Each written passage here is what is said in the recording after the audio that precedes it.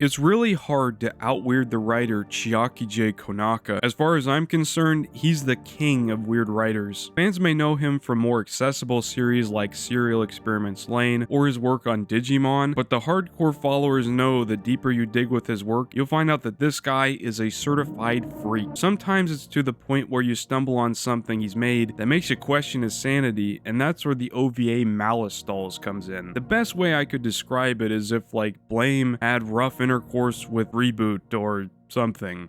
Except it's not like that at all, and I don't actually know how to describe it. I guess it's kind of like an art house hentai horror thing. It's certainly very unique as you'd come to expect from the likes of Konaka, and it does tackle a lot of the themes that you saw in his works like Technolize and Serial Experiments Lain. The common link here is the danger of technology being combined with human elements. It's an incredibly common theme in a lot of sci-fi works, but it's not in the Blade Runner Tears in the Rain kind of way, but in the dirty, nasty Videodrome way. It's interesting how a lot of android characters are often used to display the pains of being a human being. As each doll comes into contact with Malice, they begin to suffer physically and mentally. Humanity is almost presented like a burden, with the dolls now having to deal with complex emotions and pain that they weren't programmed to handle. As Freud put it, there is no coming to consciousness without pain. Our reality that we think we're so certain of may shift into something morbid or bleak. The way that reality is presented in Malice Dolls is fragile and subjective. Characters disappear and reappear. Logic is twisted beyond repair, blending the lines between reality and dream. 私、何になってしまったの？私はドールだよ。私。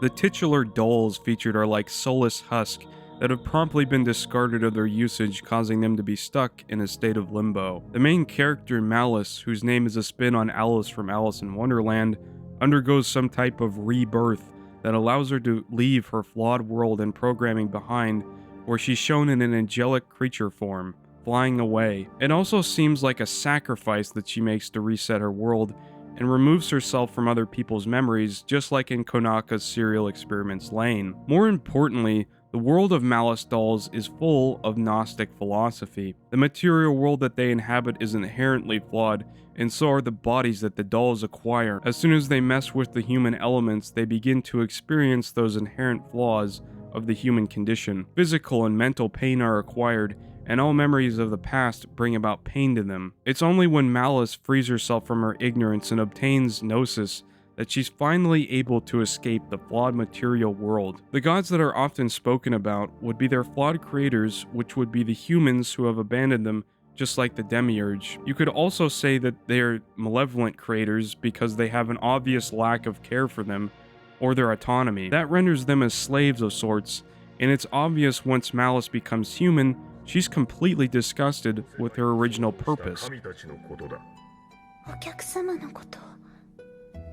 ドールにとってはそうだったな。かしずき、ひざまずいて神の生殖を促す欲望を刹那的に慰めるのがドールの仕事。やめて！何を嫌がっている？ドールはそういう存在だったではないか。そうだけど、そういう風に言われたくない。ドールがドールとしてしてきたことを嫌悪するのか。やはり君はドールではない。やめて！やめてよ！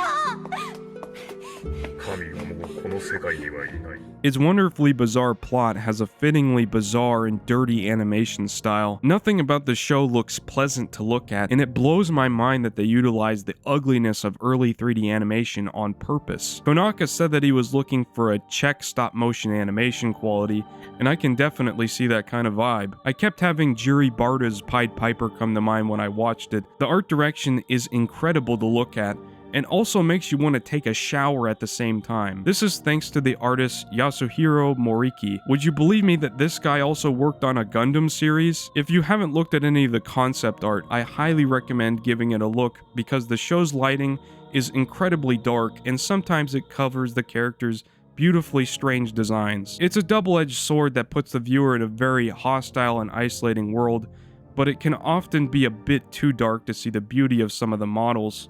The combination of sexual elements with machinery feels very much inspired by the likes of H.R. Giger. It's technically a horror anime, but I find Malice Dolls to be one of Konaka's least scary works, but it did make me feel very uncomfortable. Technolize and Serial Experiments Lane disturbed me on a way more visceral level. So, what do I make of Malice Dolls?